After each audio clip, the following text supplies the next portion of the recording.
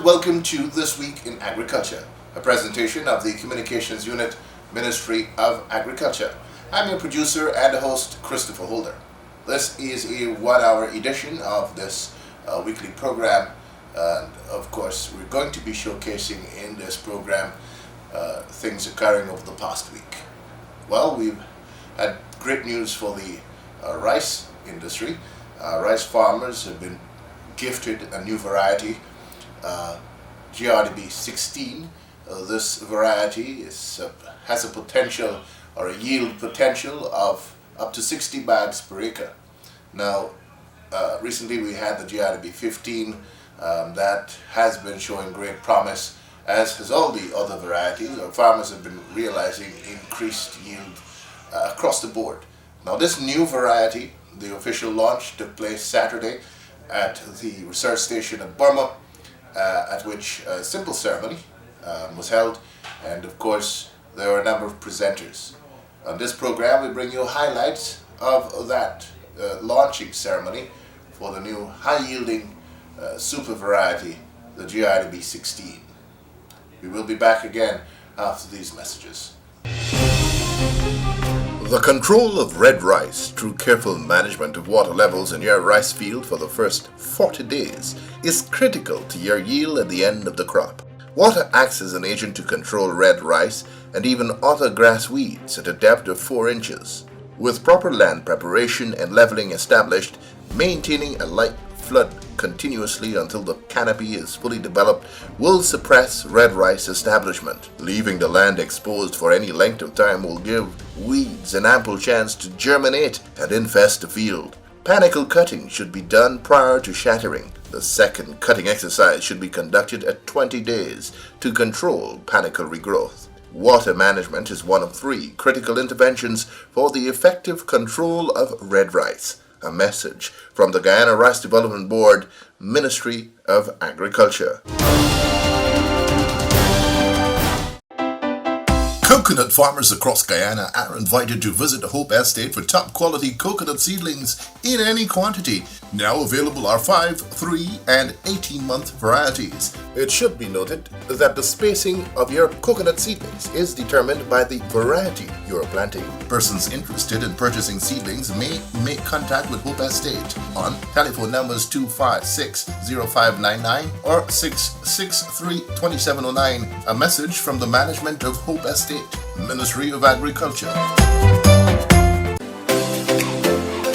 The Guyana Livestock Development Authority, GLDA, is reminding the general public that its range of services can be accessed from all 10 administrative regions of Guyana. These services include regulatory services such as the issuance of permits for the import-export of live animals, meat, veterinary drugs, hatching eggs, etc., and the granting of licenses for the trade in animals and animal products. These regulatory services also include quarantine for live animals, inspection at ports of entry, and livestock product facilities. In addition, GLDA provides services in the area of artificial insemination in cattle, small ruminants, and swine, livestock management, pasture development, beekeeping. The GLDA Veterinary Laboratory offers diagnostic services including testing for internal parasites, screening of blood and other tissues for the presence of diseases such as avian influenza, infectious bronchitis, Newcastle disease in poultry, and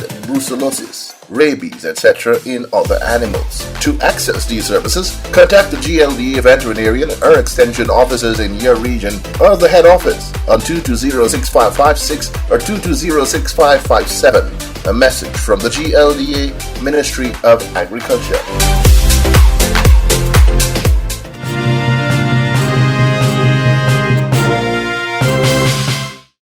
The Guyana Rice Development Board, Grdb, on Saturday launched a new variety of paddy, promising farmers a yield per acre of up to 60 bags of paddy. The variety was officially introduced to the rice farming community during a simple ceremony in which Agriculture Minister Zulfikar Mustafa gave the government's stamp of approval of the new variety. Over the last 2-3 years, trials of this new variety have been ongoing, and today's release for commercial cultivation signals the success of those trials conducted by the plant breeding unit of the research station at Burma. In describing the new variety, Plant breeding scientist and head of the station, Dr. Mahendra Prasad, described the new line as meeting all the criteria of a super variety.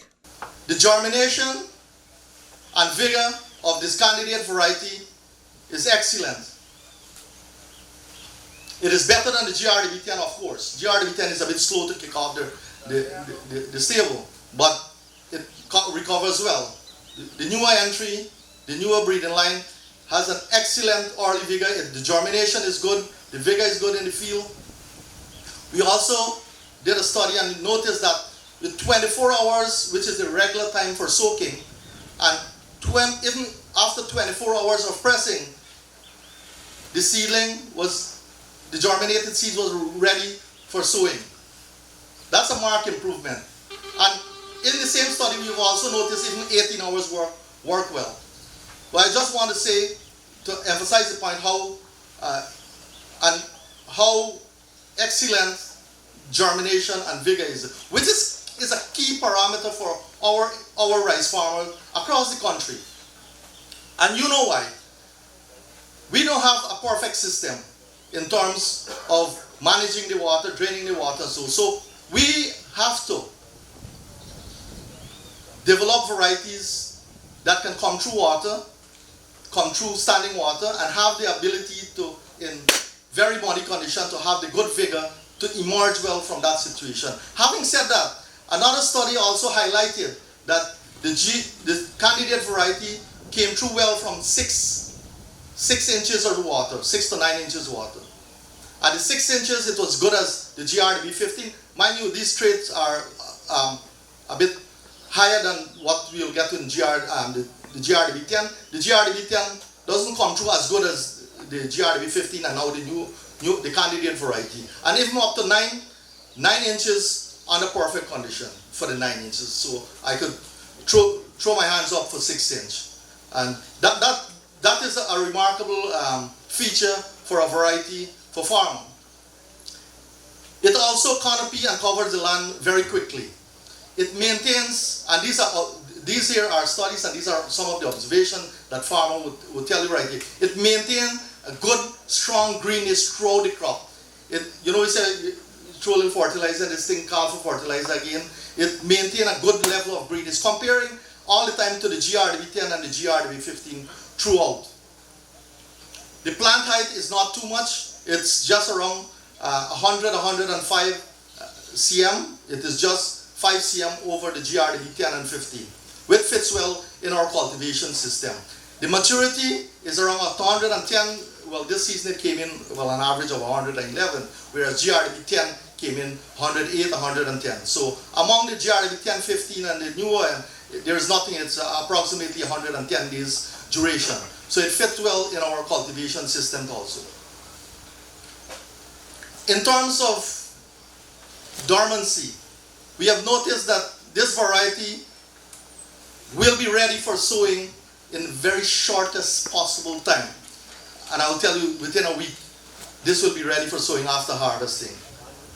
It doesn't have a very strong dormancy. In fact, our detailed study have shown that we had 80-90% germination within 7 days. So that's also an excellent feature of this new variety that we are proposing. Coming on to the grains, the overall bulk volume density of the farmers that grew this variety will say this body seemed heavier than the rest. It will give you about 5 to 8% in terms of bulk density compared to the other varieties. What does that mean? If a truck normally takes around 100 bags of paddy, when you fill it to brim, fill it with this new variety, it will weigh 105 to 108 bags per acre.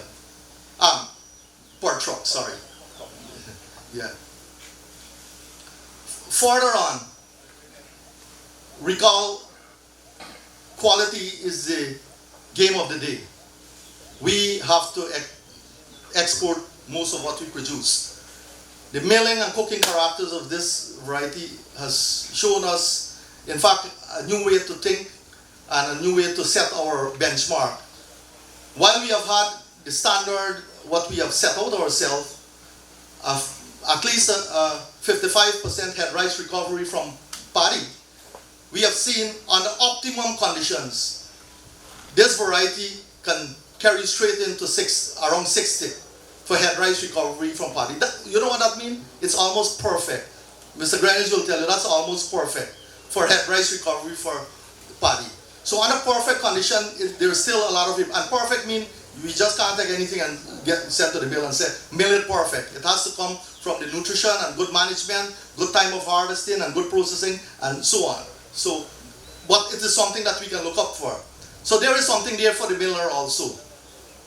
The chalky kernels is 2% and less, and by international standards, that's very, very small. Well, very small is the classification, and there's no other classification other than that. Further, we call it alkali spreading value. It's just intermediate. It means that the rice wouldn't take too long to cook, and it wouldn't be still hard, and it wouldn't be still soft. If it gets a low value, it will still remain hard. So that's fall within what we like and what we are exporting. Very, very important is the grain length. We have seen the grain length is around 7, almost averaging around 7.5 to 8 mm. It's just on the border of being, it's classified as, based on our data, extra long, but we have some of the measurement came in at 7.5, and for it to be extra long, it must be over 7.5. So we can say it's about an extra long, slender grain that we have here. And also, well, I'm saying important, but everything is important because it's, you see, we are tracking from what's happening in the farmer field, how they could benefit, and what improvement we are having right through to the miller. And the cooking time, it's also within what we would desire. The white rice will cook between 15 to 18 minutes, and the parboiled rice between 18 to 20. I won't put, maybe 22, but all my data is suggesting 20 minutes, 18 to 20 minutes. I wanted to say 22 minutes. So, here we are with those few, we have studied, I could go on for a little more, but I want you to know that if there is any possible character of a rice plant that we could have studied under the given circumstances, we have studied it. And we have checked it very carefully. So, we, at the end of the evaluation period during harvesting, we have gone across the country, well, that's a routine, and have, even though the COVID guidelines, we have small grouping of farmers. And according to the research scientist, the credit for this new variety rests with the hard work of the research team, the extension officers who worked with farmers during the field trials, and the farmers themselves who participated in those trials. He said there is much in the pipeline for farmers, alluding to flood and salt-tolerant varieties, and even higher-yielding ones. But the research station chief warned there are challenges. We have to address these challenges. And this is an opportune time. The challenges that I'm talking about, the pest and disease complex is becoming more aggressive. Science and technology across the world is advancing at a fast rate. Climate change is posing serious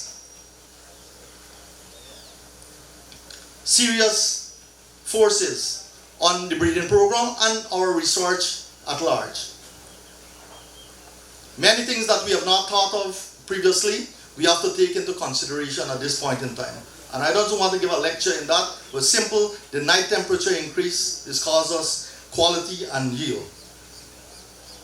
And that's coming straight from climate change. Because we have known earlier we have 22 degrees night temperature, now it's going to be 23, 24. We've been losing yield, we've been losing quality.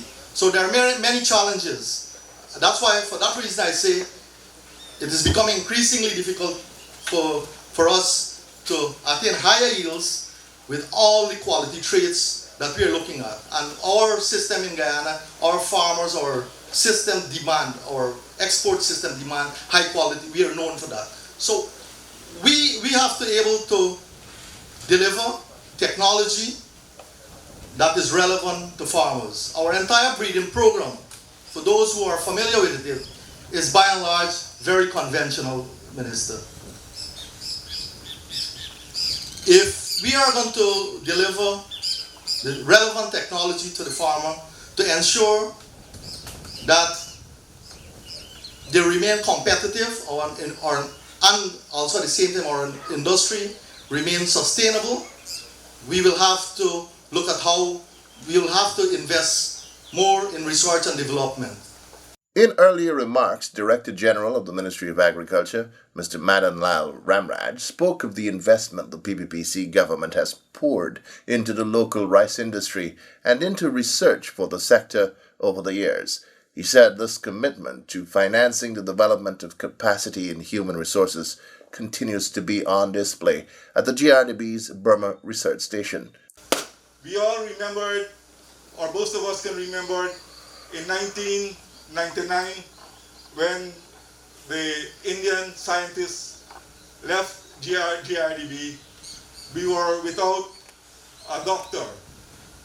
Today we have heading our agronomy department a doctor. We have our entomologist who is a doctor. We have our pathologist who is a doctor. We have our plant breeding who is a doctor. We have 6 persons here, 6 staff at the resource station with their masters. We have between 7 and 10 with their first degree. This is the kind of investment that has gone into the rice sector or the rice industry to bring us today to where we are.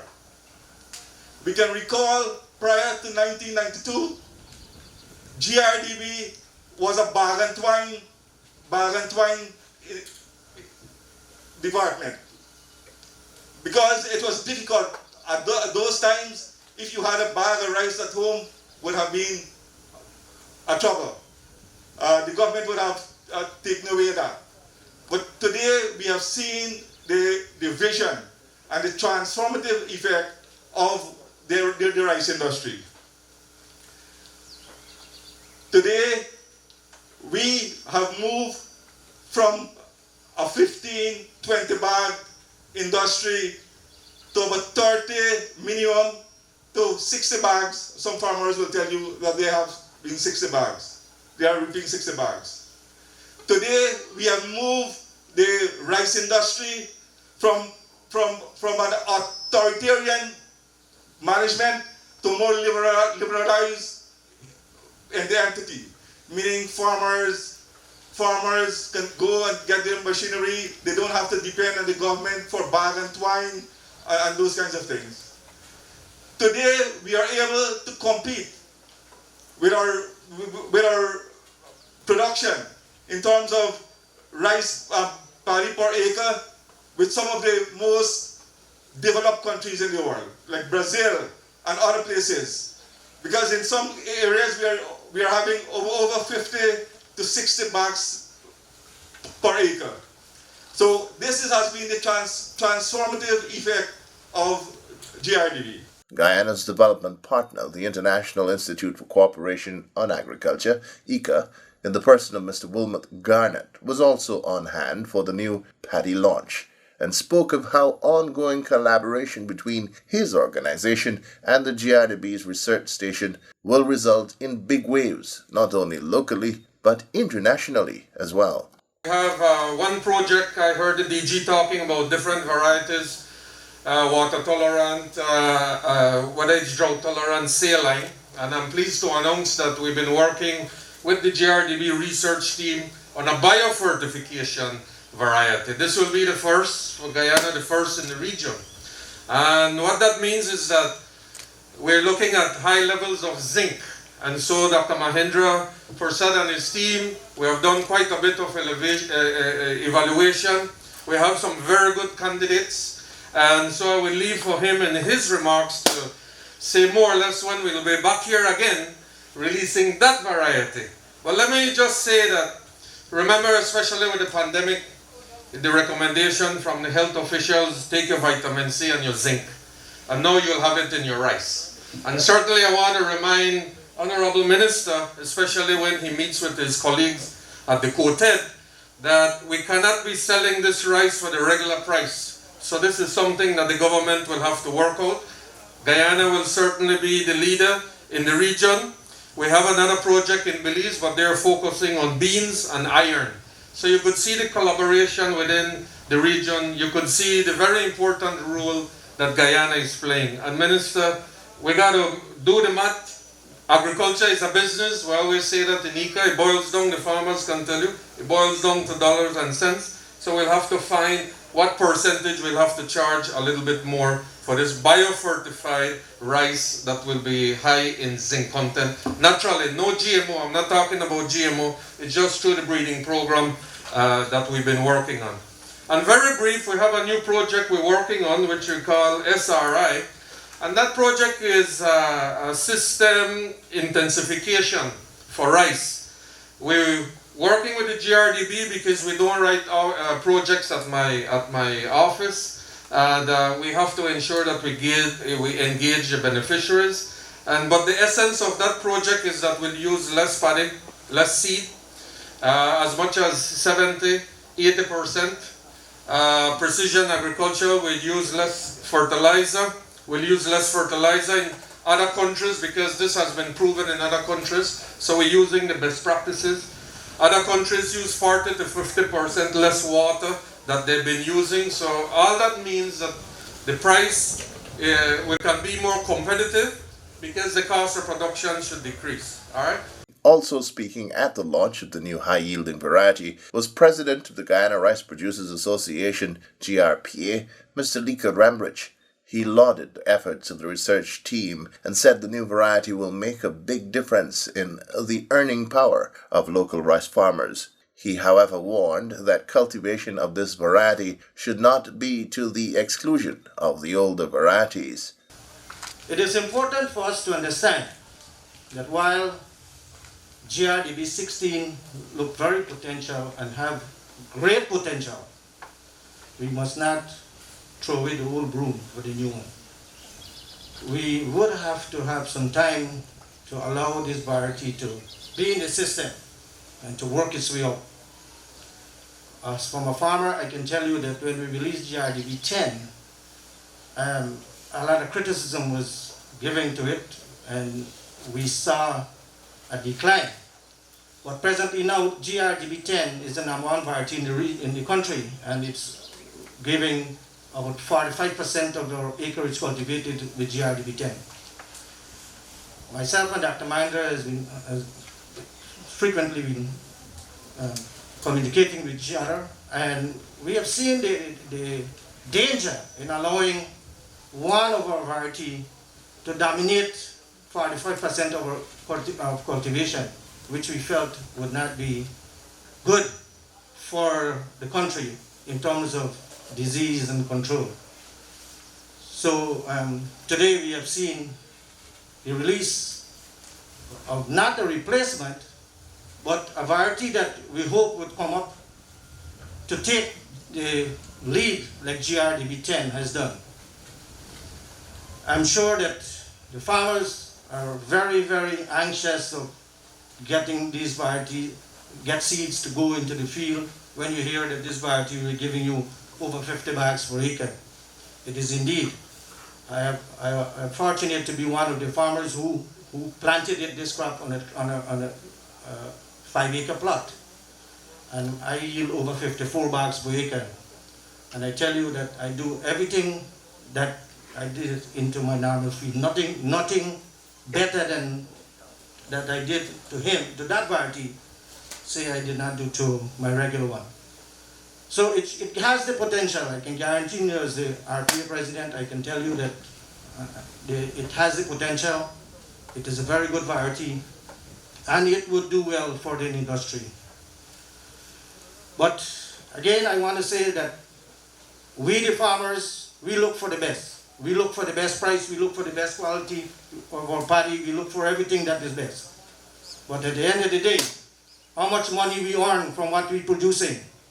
And this is what is important for us. The RPA president said that while the new high-yielding varieties are good for the industry and more so for farmers, millers have been taking advantage of farmers by shortchanging them in the price they're paid per bag of paddy supplied to the mills.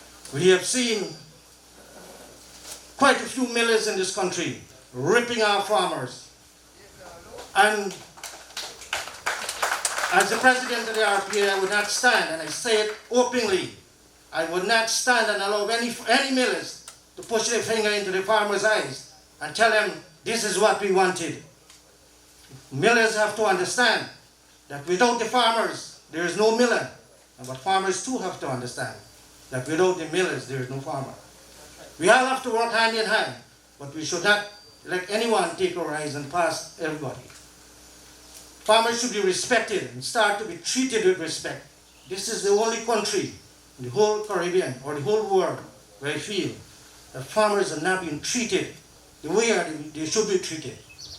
We are supplying food on everyone's table, and we should be treated with respect.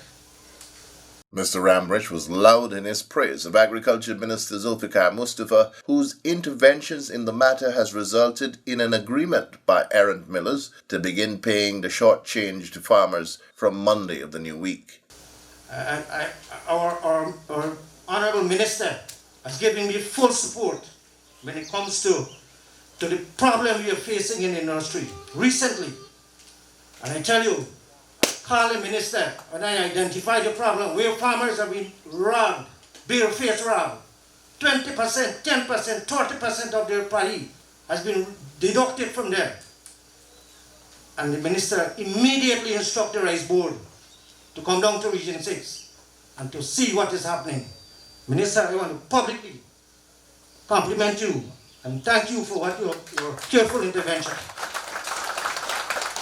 Your intervention, timely intervention, has saved farmers, and I think farmers with over $100 million, farmers would be reimbursed. And this was promised by one of the mill, that from Monday, we would see a reimbursement of those money. We are waiting to see what will take place. In delivering the feature address, Agriculture Minister Zulfikar Mustafa congratulated a team of scientists at the research station for their commitment and hard work in bringing the new variety to commercial release, a development that would mean more productivity on the part of the nation's farmers and by extension increased earnings both local and foreign. The minister stressed his government's commitment to the continued development of the local rice industry and agriculture on the whole, even in the face of the expected oil wealth. I want to say that agriculture will remain a priority for this administration, and rice is a major part of our strategic focus in our plan for prosperity. The rice industry is important in Guyana, contributing approximately 7% to Guyana's national GDP for both the growing and manufacturing of rice. It contributes 20% of the agriculture GDP and 14.2% of our export earnings. So you could see you, the farmers, the rice farmers, are making a tremendous contribution to the development of our country. And that amount to $46.7 billion of foreign exchange in our country. That is second rank in our exchange earnings, second to gold. So rice is the largest user of agricultural land. An average of 180,000 hectares is cultivated annually over 2 cropping seasons, and absorb and influence a major section of our working population. That is more than 6,400 farmers and 50 millers are involved in rice production and processing. Whilst over 40,000 people benefiting from this industry directly and indirectly. So over the years, we have been looking at the contribution that sugar have been making in our country. And we recognize the importance of sugar production in our country, the contribution that sugar has been making, and the number of persons that depend on sugar production and sugar for survival. Also, we have to look at the rice sector, the contribution the rice sector have been making in our country, and the number of persons that are directly and indirectly dependent on the rice industry. I am making these points this afternoon here to show that many times when we are looking at the foreign exchange earners of our country, sometimes we tend to make rice export and rice contribution second fiddle to other exports in our country. We must recognize, and I want to commend you, the farmers, here this afternoon, that together we can form that partnership and we can develop this sector to be one of the envy, not only in the Caribbean, but around the world. According to Minister Mustafa, despite the challenges posed by COVID-19, Guyana has stood strong, unlike many other countries and territories that have lost food security and are facing economic ruin. He said rice has been the bedrock that has held Guyana's food security firm. Rice over the years is the main staple of our population in terms of food security. And when the world is being threatened now with food security, rice has helped to secure Guyana's status as a food secure country. And Dr. Garnett will tell you that not so long ago, we have had discussion with ICA, we have had discussion with ministers around the Caribbean, and there are a number of ministers who express insecurity in terms of achieving food security for their country. We in Guyana here, we have the land, we have the climate, and I want to assure you the PPP civic government will put the investment so that we can continue to be a food secure nation. The Agriculture Minister noted that the importance of the local rice industry cannot be overemphasized. He stressed that it is government's position that rice is not a private business, but a Guyanese business, one that government is committed to continue supporting. To this end, a number of steps have already been taken. Since taking the leadership of the agriculture sector, we have been working to address the constraints faced by farmers as we will work to strengthen the working relationship and work ethics of the main players of the industry, the Grdb, the GRPA, the GRMMA, and the farmers. And I want to say that I have been working very closely with the GRPA, and I want to assure them, and the General Secretary would have already been informed, that we will continue the subvention to the RPA and will once again make the RPA true representative of the farmers.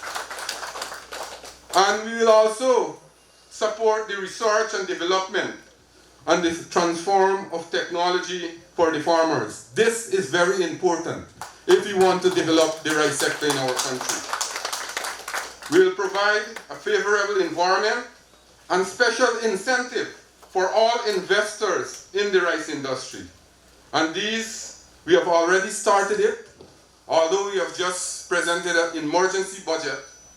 We have started it and we have removed all the taxes and duties on imports for the industry, including machinery, equipment, and spares.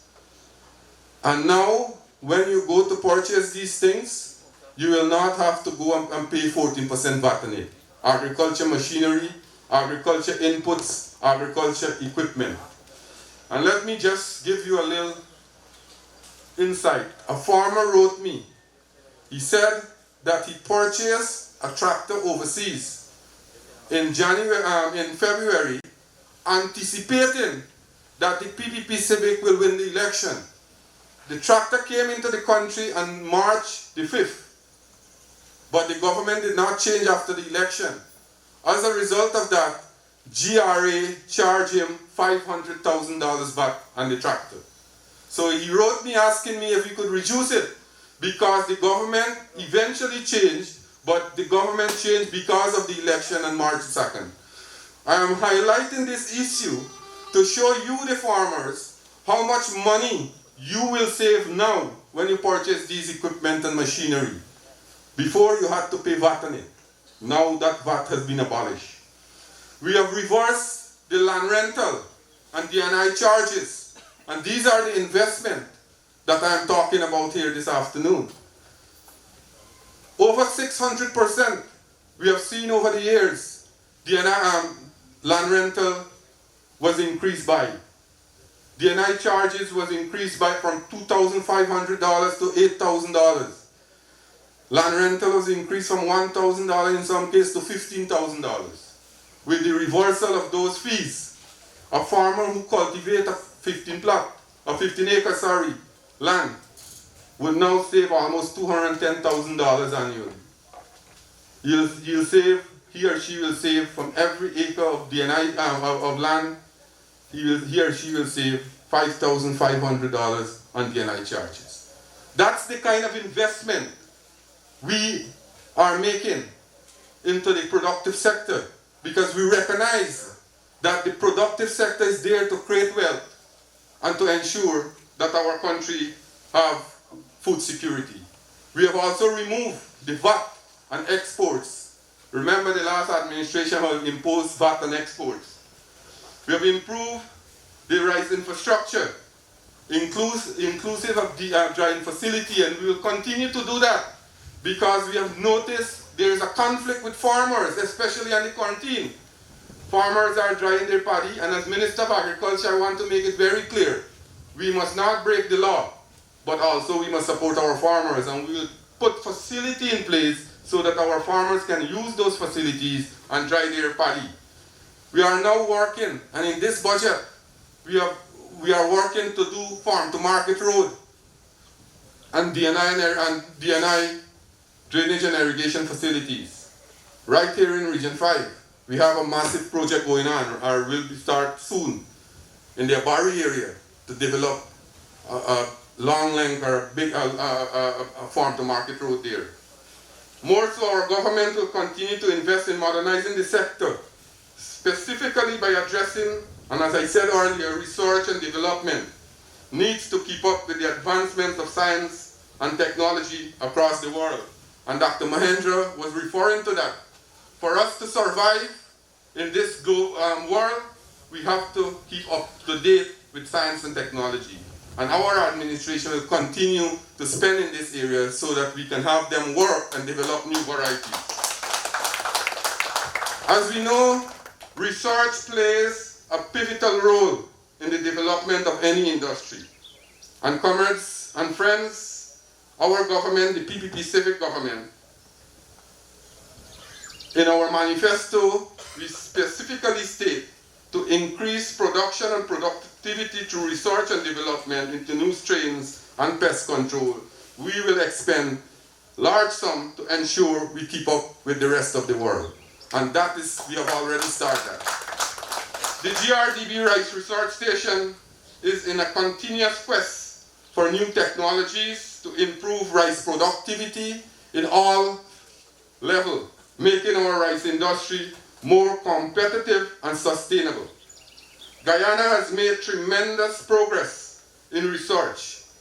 The Grdb has released 15 varieties from 1997 to 2018. This has led to a significant increase in national productivity over the years, from 28 bags per acre to 38 bags per acre in 2019. And we are expecting better in the coming season. Grdb is currently spending approximately $200 million per year to advance its breeding program. More so, a total cost of over $300 million is estimated to develop one rice variety. So you can see the huge amount that we have to spend to ensure that we develop these varieties. I can assure you, the farmers, that they will have a continuous flow of new varieties and technologies.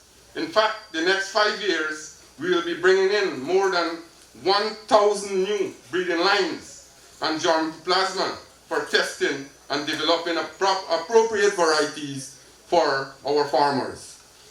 So you could rest assured that they are going to be good and large investment in the next 5 years. We'll be networking with the relevant international institutes to stay relevant to science and technology. In many instances, we operate in less than ideal condition, and Dr. Mahendra Prasad was alluding to that. However, we will continue to develop drought, flood, and salt tolerance varieties. The Director General spoke about it, that we are already looking at that, and provide the necessary technical support to ensure our farmers are prepared to meet the challenges. We will promote conditions for access and transfer of improved rice varieties and crop management practices to farmers. And this brings me to this variety that we are launching here this afternoon. And I was advised by the General Manager of the Grdb that shortly we might come out with an appropriate name, because there is a lot of expectation with this variety. We have heard the RPA President talk about the Grdb 10, and there are better expectation with this variety. We have heard all the research and all the forecasts from Dr. Mahendra Prasad, and I am very optimistic, because I went to Region 3 and I looked at the area there that was cultivated with this variety, and it shows tremendous prospect for future development in terms of increasing our yields per acre. And then it was time for the official announcement of the release of the new high-yielding variety. So we have just heard presentation by Dr. Mahendra Prasad, our scientist, that the candidate variety can produce up to 60 bags per acre, with other excellent important agronomic features and its suitability for export markets. This is remarkable achievement. Years ago, one could have never conceived that rice yield could be over 50 bags per acre. But now this is reality. I want to let you know that this did not happen by accident. It was a result of some investment in scientific research towards increasing productivity at the farm level. Based on the performance of the candidate varieties in all evaluations conducted over the years by the scientists and response given by the farmers, I would like to officially release this strain, FG12259, for farmers to cultivate in Guyana as Grdb FL16 from spring first crop of 2021.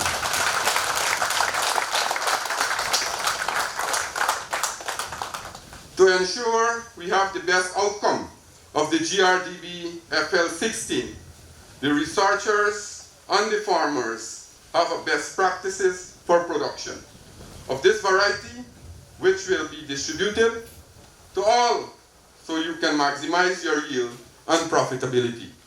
Additionally, the Rice Research Station will make available to farmers approximately 4,700 bags of seeds of the new variety for sowing in the first crop of 2021. In closing, I want to thank the General Manager and his management team for the commitment to undertake the research and build alliances in accessing new market. And here I want to commend publicly Dr. Mahendra Prasad and his staff for developing this variety. And since I have taken on this role as the Minister of Agriculture, I want to say I'm extremely happy with his performance, with this station performance, and you rest assured this station will be more responsive to the needs of the farmers, and they will work assiduously to improve our rice production in this country. The Agriculture Minister also took the opportunity of assuring Guyana's farmers that his government is aware of the problems farmers faced with late or non-payment by millers for paddy supplied to them. He assured that through the various stakeholder organizations such as the RPA, the Rice Millers Association, etc., work is being done to ensure that this problem becomes a thing of the past. I would also like to say that farmers have been complaining in various regions about late payment and non-payment by millers. And as a result of that, I have had meetings with the millers and informed them that this can be business as usual, that our farmers depend on those payments, and we'll work out arrangement to ensure that our farmers receive payment early. We'll work with the RPA, we'll work with the Guyana Rice Millers Association to ensure that we work and ensure that the farmers receive their payments. At the same time, the millers in our country too, were owed $1.9 billion by the authority in Panama. The last administration would have exported rice to Panama. They had 2 contracts. Only part payment of 1 contract was received. As a result of that, the millers were owed, and we have to take that up. Our president gets involved in it, and as a result of his intervention, the Panamanian authority now has acknowledged their indebtedness to the Guyanese rice miller, and they will pay. They asked for some time to pay, and they said they will pay the money with interest, $1.9 billion, and they want to continue the rice export from Guyana to Panama. So we'll work in to ensure that happens, and that will be more effective than the last time around. The vote of thanks at the launching was done by Permanent Secretary, Ministry of Agriculture, Ms. Delma Ned. The Grdb has indicated that seed paddy for the Grdb 16 is now available on a first-come, first-served basis. Limited orders can be placed with Grdb Extension officers in your respective regions.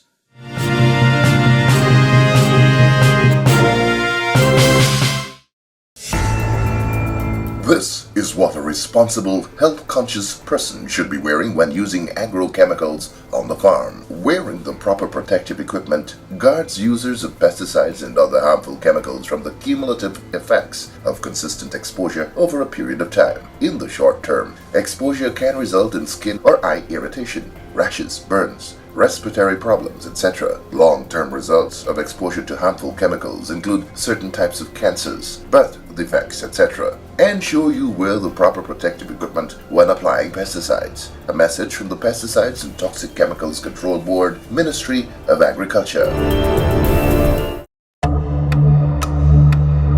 Here's an important notice. Do you know that it is illegal to import, store, distribute, sell, and purchase antibiotics without a license or prescription, as the case may be? According to the Antibiotic Act of 1952, owners of livestock and other animals are not permitted to purchase and use antibiotics unless prescribed by a veterinarian. It should be noted that the misuse of antibiotics could result in the development of resistance to the very antibiotics, which in turn will pose health risk to the animal and to humans. The GLDA advises that farmers should not administer antibiotics to animals unless prescribed by a veterinarian. Non-compliance with this act will result in fines and imprisonment. A message from the Ghana Livestock Development Authority, Ministry of Agriculture.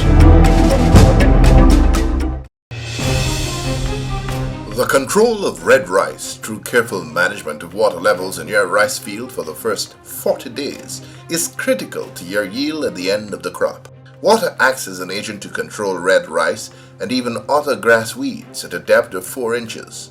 With proper land preparation and leveling established, maintaining a light flood continuously until the canopy is fully developed will suppress red rice establishment. Leaving the land exposed for any length of time will give weeds an ample chance to germinate and infest the field. Panicle cutting should be done prior to shattering. The second cutting exercise should be conducted at 20 days to control panicle regrowth. Water management is one of 3 critical interventions for the effective control of red rice. A message from the Guyana Rice Development Board, Ministry of Agriculture.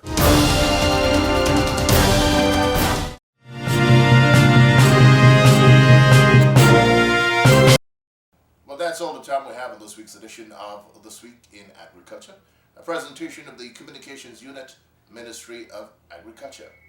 I'm your producer and host, Christopher Holder, saying so long, till next time.